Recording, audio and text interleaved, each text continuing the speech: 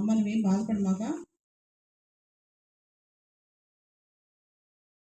So అమ్మ నువ్వేం బాధపడమాక, నువ్వు సంతోషంగా ఇంట్లో కూర్చొని చదువుకుంటా ఉండు, లేదా ఏదైనా చేస్తాను సలహాలు ఇస్తూ ఉండాలి అనమాట. నాకు అట్లా కాదు, ఏమైనా ప్రూవ్ చేసి చూపించాలి. ఒక కసి బయలుదేరింది మనసులో. ఆ కసి ఏంటంటే ఈ ప్రపంచానికి నేనేమన్నా ప్రూవ్ చేయాలా, ఏదైనా సాధించి చూపించాలి, నేనేంటో చూపించాలి. బాలలత అనే వ్యక్తిని చూడంగానే ఒక రెస్పెక్టబుల్ ఫిగర్ ఈవిడ సాధించింది అనిపించాలి కానీ అయ్యో అని జాలిపడకూడదు.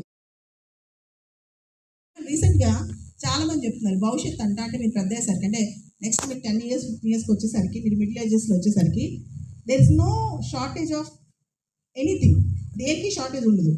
And work will be hobby, చేసే ఉద్యోగం ఒక హాబీ అయిపోద్ది అనమాట, కేవలం అది హాబీగా ఉంటుంది అనమాట. కాబట్టి ప్రపంచంలో వచ్చే మార్పులు తెలుసుకోండి, ఆర్టిఫిషియల్ ఇంటెలిజెన్స్ లాంటి టెక్నాలజీస్ గురించి తెలుసుకోండి, ఇంటర్నెట్ ఆఫ్ థింగ్స్ గురించి